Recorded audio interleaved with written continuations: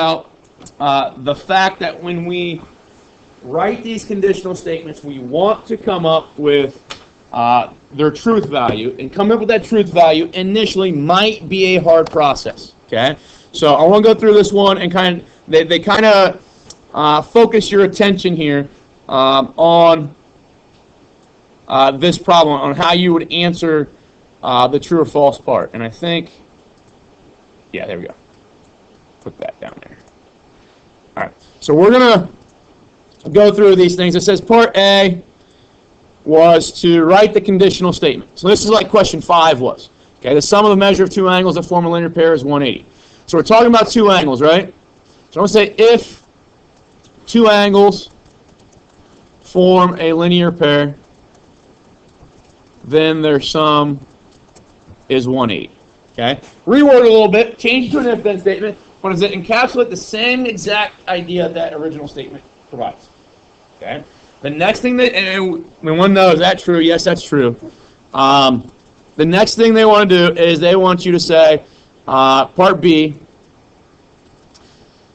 give the converse.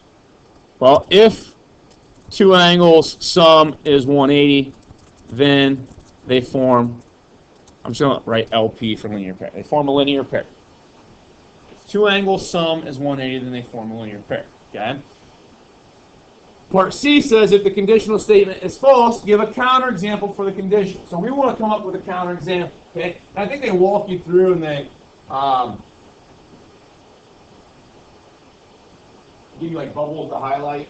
Okay? So part B, we would select that bubble. Part C shows up if the conditional statement is false, give a counterexample. So now we're looking for a counterexample. Okay? Sorry.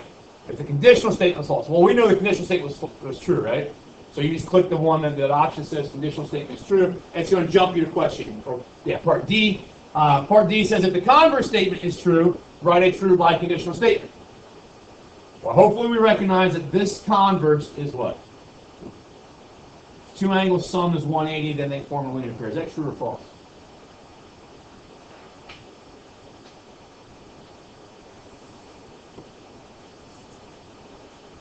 Nobody knows?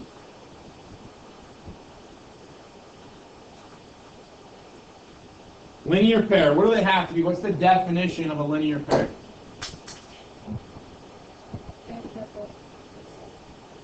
Huh? Oh, angles don't have slopes. Linear pair. It could, some do. Some could. But that's not the definition of a linear pair. It could be a possible consequence of a linear pair. Angles are share the same side. Okay, they're going to have to share the same side. There's got to be more to it. A linear pair, set of adjacent angles, so there's where they share the same side.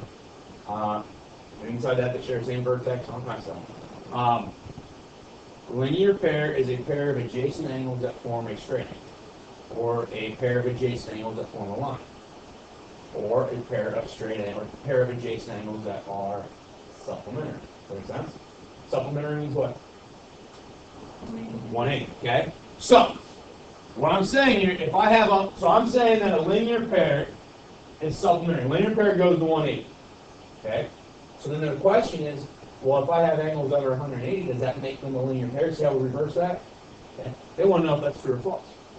That is a false statement. So if two angles sum is 180, what's that angle measurement right there? 90. What's that? 90. What do I get if I add those two together? 180. Okay, so they sum to 180, right? Are they a linear pair? No. To be a linear pair, they have to be adjacent. Right? They have to be those two angles. Yeah, they're not adjacent here. That makes sense, everybody? Okay. And hopefully, that type of thing starts getting you thinking about how this course is going to evolve. Because those are the things that we're going to do. And that's why I harp on you. Learn your vocabulary. Learn your vocabulary. Know the difference between adjacent. Know the difference between linear pair. Know what it means to be supplementary. Okay? Because it's going to make your life so much easier. If you learn the vocabulary in this class, this class will be a cinch. It will be really easy, okay? But if we don't learn the vocabulary, and that's all, an individual choice that you make, okay? Because vocabulary is just, rote memorization pretty much. If you don't decide to do that, you're going to struggle, okay? So this is false. All right. So then we go. It'll pop up. If the converse statement is true, right, by conditional, we can't do that because it was false. So there's an option that says just the converse was false. And then that'll pop up question E. It says if the converse statement is false, give a counterexample. And this is where somebody in the last class really had issues. Okay. We want to think about all those counterexamples. I gave you a counterexample here. Okay. This was a counterexample right there. Okay.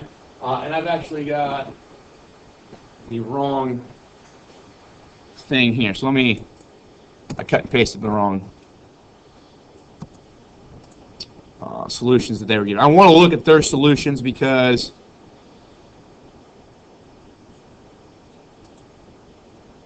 they narrow it down for you. Okay. See if I can get that one to come back up. Oh.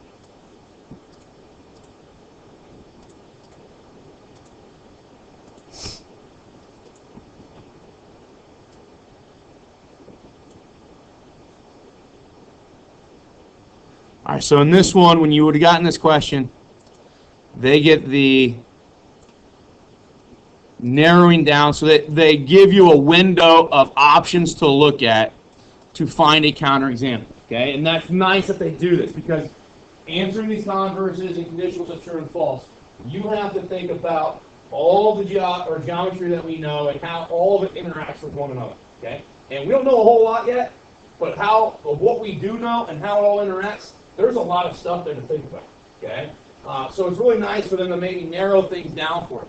Okay, and here they narrow things down for us. It says if the converse statement is false, which is following as a counterexample for the converse. So we had the sum of the measure of two angles that form a linear pair is 180 degrees.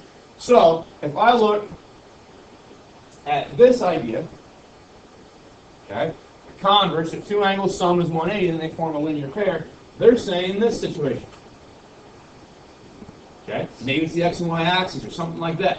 Maybe it's just two lines that are vertical. They don't even have to be vertical. They can be, have slopes to them that are not 0 or 1, or sorry, 0 or undefined. But they can say that angle there and that angle there. Okay, are they going to sum to 180? That's two angles that I highlight. Yeah, it goes 90, right? Okay, I'm gonna get 180. But do these two angles form a linear pair? No. Okay. They say two obtuse angles. Well, two obtuse angles, okay? If I have two obtuse angles and I put them next to one another, two obtuse angles, what's the largest obtuse angle you can get? I'm sorry, let me rephrase that. What's the smallest obtuse angle you can get? 91. Okay, as an integer, it'd be 91, right? But 90.00000000001. Or as many zeros you want in a 1, right? The instant you get past 90, okay? If I had two of those, I would have 180, and I'm going to have 180.000000002. Is that 180 degrees? That's more than that, right? Okay. So that's why we want to choose option B, because it doesn't satisfy this first. Okay. Two angles that are obtuse doesn't satisfy this if part. I wouldn't have to even worry about whether they form a linear pair because they don't sum to 180 initially. Does that make sense? Okay. So this class is all about learning some information, okay? Seeing how it interrelates with other information, and then trying to draw conclusions about certain things. And I know that's problematic because we're not used to it, okay? But hopefully now when you see these questions, okay, maybe yesterday you had no experience with this, you have now a little bit more experience with it. Tomorrow you'll have a little bit more experience with it. We'll keep getting better and keep building that base of knowledge, right? Okay. But you have to do things on your own, like learning the vocabulary and that kind of stuff.